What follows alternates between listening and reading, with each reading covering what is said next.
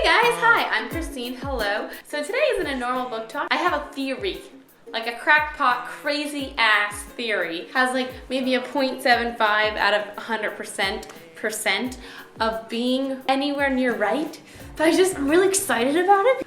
Want to share it just in case, with that slim little tiny chance that it's correct. I just want to have it put out into the world. I want to converse about this. Ever since I read this book, I've just kind of wanted to reread it. I reread this book. Oh look, hardcover. Don't watch this video if you haven't read all of these books. And I'm talking Clockwork Angel, Prince, and 1 through 4 of the TMI series, or else I'm gonna spoil you. And I don't want to spoil you because I love these books so much and I want you to be able to enjoy them to the fullest. Little things I noticed, right? In Clockwork Angel, when Tessa is introduced to Jem is playing his violin in his room. Tessa walks in, Jem is like, Will? And she's like, no, it's Tessa. City of Bones. So Clary gets up out of her hospital bed, walks down the hall, she hears someone playing piano. She walks into the room, Jace is like, Alec?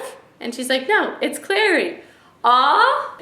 So anyway, the Institute in London is a church. It's pointed out in Clockwork Prince, Tessa. Not all institutes are churches, just our institute is a church. That's kind of drawing attention to the fact that this institute in New York is also a church. Coincidence? I don't know. In the TMI series, church is in the institute, somehow got from London to New York, and also we've got Magnus in New York. Also, everyone's saying Jem and Will are gonna become silent brothers. This is still just a theory. I don't know that they're gonna become silent brothers. I just saw it on the internet, so don't take me at my word. And I was like, what? What? Silent brothers? Rereading this, there is a brother Jeremiah. He smells sweet, they say in a scene. Oh, demon powder maybe. In City of Fallen Angels, we have brother Zachariah, rumored to be Will. An attractive silent brother. Already that's like, oh my god. He's attractive and he has dark hair. And so that kind of worries me because if he's still attractive, that means maybe he turned when he was young or turned, I don't know exactly the process you go through. I feel like freezes you in time or whatever the hell it does. And also, when he finds out Jace is a Herondale, he's all, oh, the Herondale family, blah, blah, blah. We have to help him. Just craziness. City of Bones isn't in New York, like it's just an entrance to the City of Bones. But the fact that out of all the silent brothers, supposedly there's tons of silent brothers, right? We see both Will and Jem handling the New York situations, because don't you think there's situations all over the place and silent brothers have to go handle it? And both Will and Jem end up handling the ones in New York. So how did these people get from London to New York, right? Right. I don't know. So this is my theory, right? It's gonna sound insane, crackpot theory. Tessa and Jem are due to get married, right?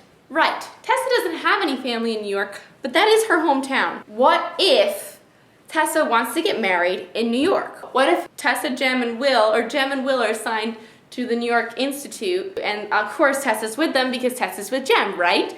Right. What if they go to get married in New York because they're like, oh, we're going to New York, we might as well get married there because that's my hometown and that's what you do traditionally. So they go over there, they bring church, Magnus comes, maybe, maybe not. What if they go to get married in the Hotel Dumont? We learn in City of Bones when they go to the Hotel Dumont, which is the home of the vampires, you know, that it once was a really nice hotel. It's all destructed. How did it get all destructed? Why is it all dilapidated?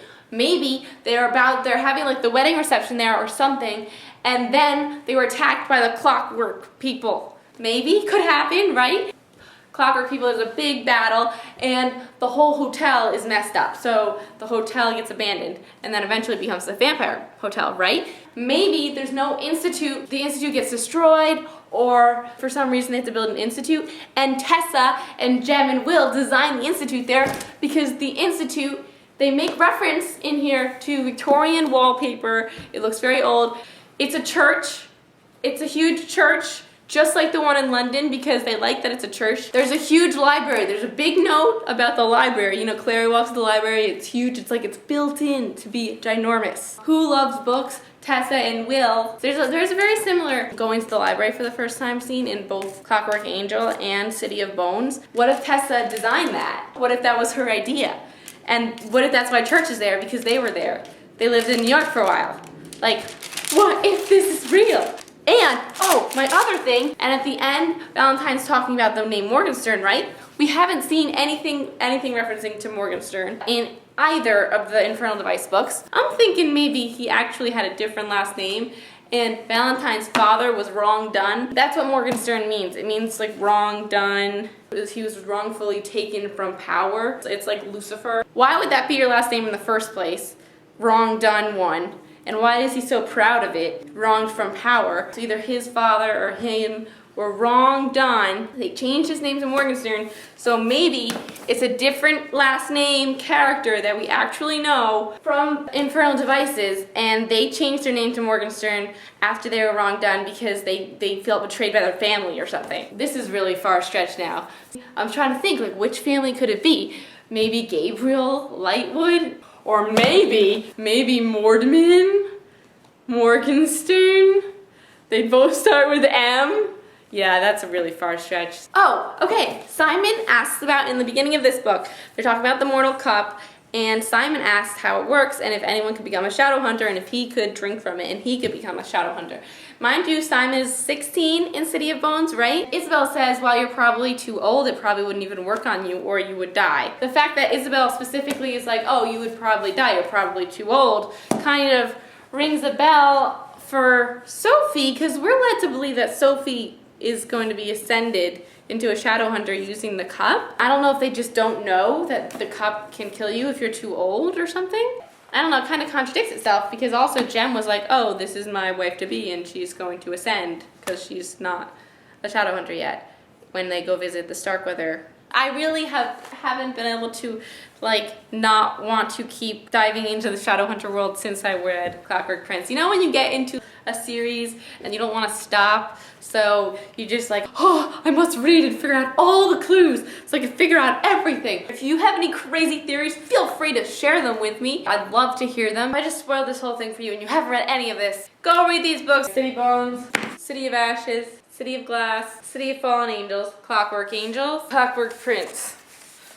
I can't stress how much I freaking love these books. I love them! If you want to know what I'm reading coming up so you could read it and then I'm talking about it and you'll know what I'm talking about. Currently I'm reading Ray of Hope by W.J. May. After that I'm going to be reading Divergent by Veronica Roth. After that I'm going to be reading Specials by Scott Westerfeld. After that I'm going to be reading Lola and the Boy Next Door by Stephanie something, I can't remember her last name right now. I follow her on Twitter. After that, I'm going to be reading The Fault in Our Stars by John Green. And after that, I am going to be reading Silence by Becca Fitzpatrick. That is my permanent list for now. If you've already read those, then awesome. I'll be reading them and then we can talk about them. Thank you for joining me. I hope it made sense and I hope you have some crackpot theories or input. I know you probably already know, but if you don't know, if you enjoyed this video or any of my other videos, it really helps when you click that like button, that thumbs up button underneath here. It helps my channel a lot, and I'd really appreciate it, just in case you don't know. And also, I haven't said in a really long time, my links are under here. Like button, links, just so you know. Yeah, okay. I'll see you next time. Bye.